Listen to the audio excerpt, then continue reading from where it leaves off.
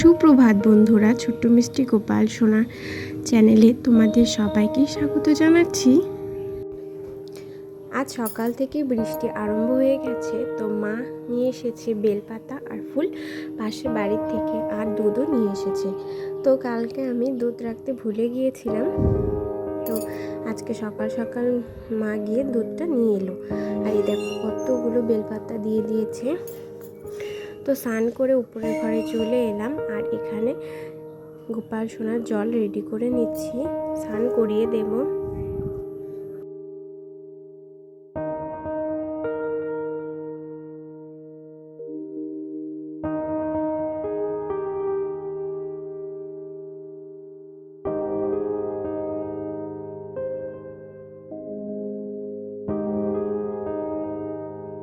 সব ঠাকুরকে স্নান করিয়ে নিলাম, আর পুজোটাও দেওয়া হয়ে গিয়েছে প্রায়।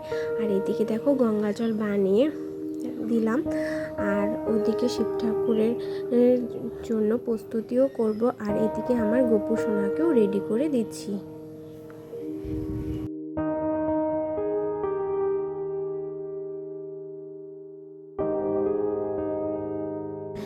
আগের 2 সোমবার তো আমি বাড়িতে ছিলাম না, তাই দিতেও পারিনি, দিদির বাড়িতে দিয়েছিলাম। তো আজকে ভেবেছিলাম সকাল সকাল দিব, কিন্তু সেটা আর হয়ে ওঠেনি। আর এই দেখো দুধ দিলাম, আর পঞ্চামৃত তৈরি করব।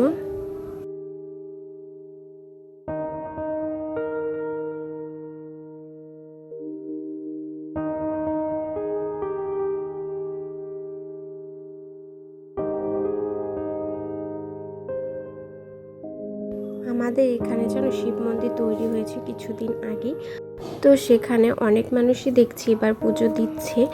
আর নতুন মন্দির বলে কথা, তো আগে তো আরেকটা মন্দির ছিল, সেখানেই সবাই পুজো দিত। আর এখন তো সব জায়গাতেই শিব মন্দির প্রায় তৈরি হয়ে গেছে। তো আমিও ভাবছি যে এবার লাস্ট সোমবার দিন ভালোভাবে পুজোটা দিব সকাল সকাল। আর মন্দির তো যাওয়া হয়ে ওঠে না কোনো বাড়ি। দেখো এখানে শিব ঠাকুরকে সুন্দরভাবে বেলপাতা দিয়ে আরতিটা করে নিয়ে চলো।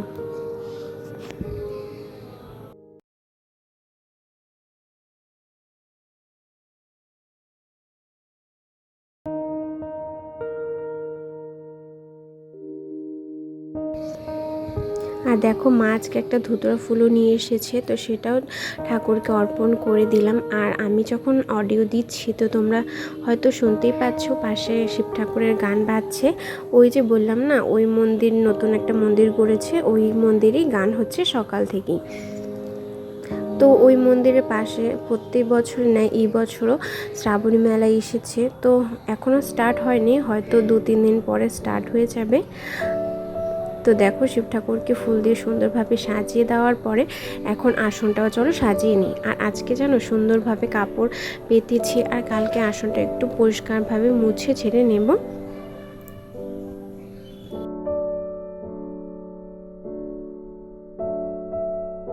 এতদিন বদ্দির লাড্ডু গোপাল সোনা আমাদের গোপুর সাথেই ছিল, কিন্তু এখন নেই আর, মানে বদ্দির বাড়িতে দিয়ে এসেছি। তো কেমন একটু ফাঁকা ফাঁকাই লাগছিল, যেহেতু এতদিন ধরে ছিল।